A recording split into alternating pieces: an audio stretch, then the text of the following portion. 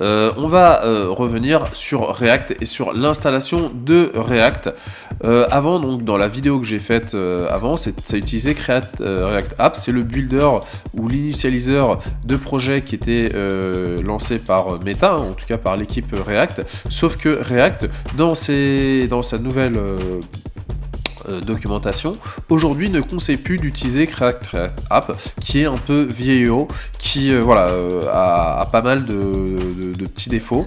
Et alors là, aujourd'hui, il recommande carrément d'utiliser directement des frameworks, enfin ce qu'on appelle aussi des méta-frameworks, donc avec tout un tas d'autres outils supplémentaires, parce que React est une bibliothèque, et derrière il faut installer tout un tas d'autres choses pour avoir un projet complet.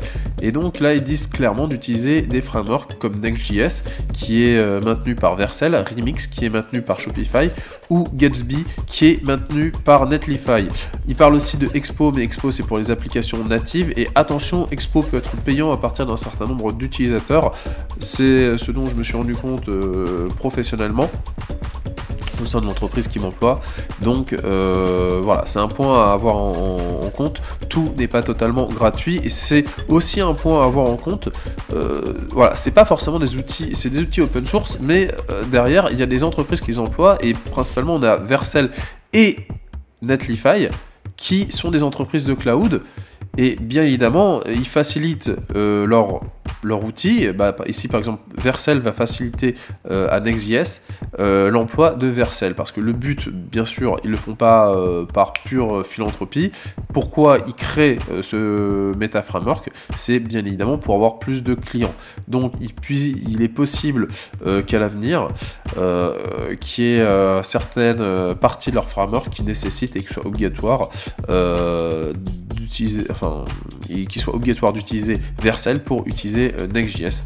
Aujourd'hui c'est pas le cas, mais c'est pas impossible, et on a en tout cas beaucoup de choses qui nous amènent à principalement choisir Vercel pour faciliter le déploiement du projet. Donc voilà, c'est à savoir.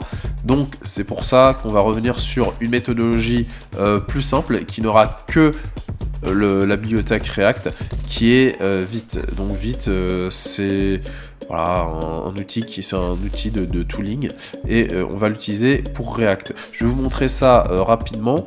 Je vous montre quand même ici, donc quand on va dans Get Starting du guide là, va falloir faire un npm create vite at la test, et après on choisira React. On voit ça tout de suite dans la partie code.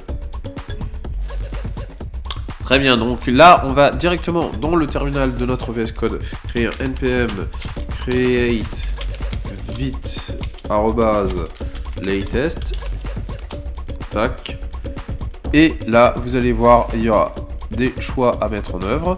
Donc là il demande est-ce qu'on veut un nom, mais yes, ok, hop, là on va mettre le nom, on va faire YouTube test, YouTube React init, non ouais, YouTube React. Ici, on va choisir React, ok. On a différents choix, on peut mettre Vue, React, Preact, Lit, Svelte, Solid, Quick. Mais on va prendre React parce que là, c'est le but. Et on va choisir, allez, pour la simplicité, JavaScript plus SWC. Tac, là, on fait un CD, donc voilà, un CD YouTube create React et un npm install, et là on aura l'installation de nos paquets, parce que bien évidemment il faut installer tous les paquets qui seront dans notre node modules. Très bien, on se revoit après pour voir comment on va structurer et nettoyer le projet. Très bien. Salut, donc moi j'ai eu des petites problématiques, donc ça va être un peu embêtant, mais c'est pas grave. Mon terminal là ne fonctionne plus, je ne sais pas pourquoi, je suis donc allé dans le truc, j'ai fait le npm run dev, c'est la commande, alors là que vous ne voyez pas parce que je n'ai pas caché l'aperçu, et ça c'est, voilà, tac. Donc vous voyez, quand on fait, normalement il faut faire npm run dev, donc j'ai dû le faire sur un terminal externe, pour que ça fonctionne, mais là quand je fais npm run dev il ne reconnaît pas npm, donc je ne sais pas pourquoi, mais bon, peu importe, c'est pas ce qu'il y a de plus important. Donc vous faites npm run dev, ça fera tourner donc le serveur interne du projet, et vous allez pouvoir voir, non c'est pas celui-là, c'est celui-là, votre programme tourné sur localhost sur le port 5173. Je mettrai à mon avis 2-3 infographies pour que vous puissiez voir ça plus facilement. Et là, on va voir donc le détail du projet. Donc, on voit qu'on a un app.jsx. Alors, est-ce que je fais... ouais, je vais faire un petit zoom, histoire que ce soit un peu plus facile de vous montrer les choses. Voilà. Donc là, on va supprimer des choses parce que... Alors déjà, on va supprimer ça, on s'en fout. On veut initialiser le projet. Le index.tac. Alors là, on va peut-être garder 2-3 trucs, je ne sais pas. Tiens, allez, non, on va supprimer tout ça. Hop. Le but, hein, c'est d'initialiser notre projet et on supprime tout ça. Hop. C'est normal d'avoir un projet nul. Et là, on va garder uniquement le body qui nous fait. Alors, ici, on va pas mettre un place center, mais on va faire un. Justify content déjà. Center. Et un align items center. Parce que je trouve que le place center fonctionne pas très bien. Bon, et vous avez vu, on a supprimé tout ce qu'il y avait. Et là, dans notre app.jsx, bon, en fait, on s'en fout du boilerplate. On va tout virer et on va faire un. Allez, on va garder notre H1. Et peut-être un P, voilà. Et ici on dégage le class name, et ici on fait, voilà, on met projet React, projet à la française, React, JS, et ici, voici notre projet. Voilà.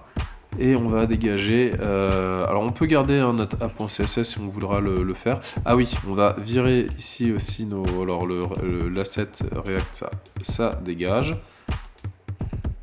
Voilà, on met tag, et dans le public, on va virer aussi ça. Voilà, donc ça dégage, ça dégage, hop. Et useState, on va pas utiliser de compteur, donc pour l'instant, voilà, et ça aussi ça dégage. Et là on aura, voilà, et là on n'a pas de component et tout, donc là on a un projet, voilà, initialisé de base. Voilà, et donc après là vous faites ce que vous voulez, et on a viré tout ce qui était grosso modo boilerplate.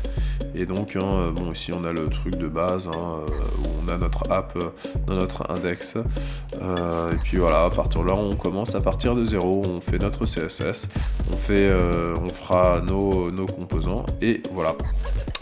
Voilà, vous voyez maintenant comment construire un projet React avec, non pas create app, mais avec Vite. Vous avez vu, c'était simple. Je vous souhaite une excellente journée. C'était Smartful. À bientôt.